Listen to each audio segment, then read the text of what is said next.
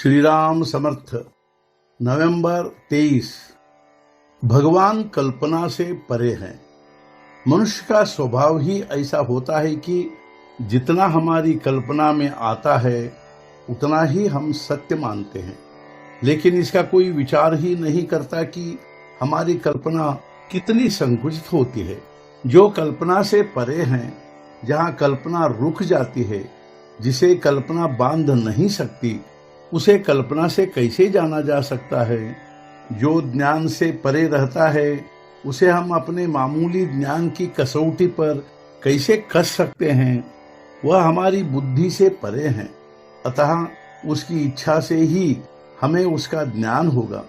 अविद्या यदि कुछ है तो यही, कल्पना करके जो ज्ञान होता है हम उसी को सत्य मानते हैं। इसलिए श्रद्धा और कल्पना के बीच का अंतर पहचानना चाहिए। सच्ची श्रद्धा वही होती है जो कल्पना से परे होती है। प्रहलाद जितना नाम को सत्यत्व देते थे, उतना सत्यत्व हम नाम को नहीं देते। कल्पना की गति प्रहलाद ने नहीं निर्माण की।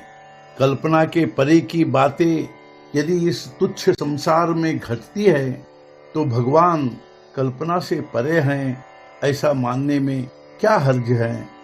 सूर्य प्रकाश जैसे सर्वत्र व्याप्त रहता है, वैसे ही मंदिर, घर, तीर्थ स्थान में सब जगह भगवान व्याप्त है। भगवान केवल विद्वानों अथवा अमीरों का नहीं है, सबका है। भगवान सबका है, इसलिए उसे सबके लिए सुसाध्य होना चाहिए। कोई गणितज्ञ हिसाब जरा जल्दी कर सकता है, लेकिन देहात के अनपढ़ लोग बिना गणित का अध्ययन किए हुए हिसाब कर लेते हैं और उनका कामकाज ठीक चलता है।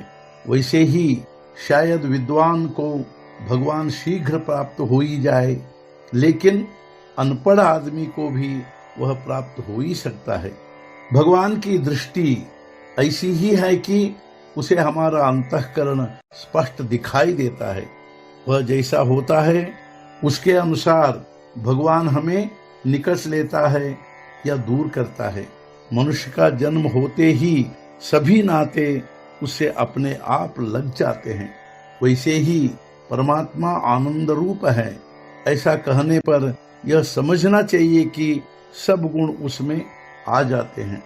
हनुमान जी में जैसा भगवान का अंश था वैसा हम में भी है, लेकिन उन्होंने उसे बढ़ाया और हमने उसे ढक कर बुझा दिया। तो अब इसे क्या किया जाए।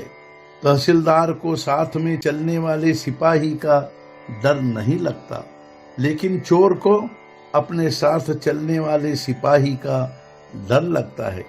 उसी प्रकार भगवान हमारे साथ हैं, ऐसा जिसे नित्य भान है उसे उपाधि से डर नहीं लगता, क्योंकि वह उसी की इच्छा से आई है, ऐसा उसे विश्वास होता है।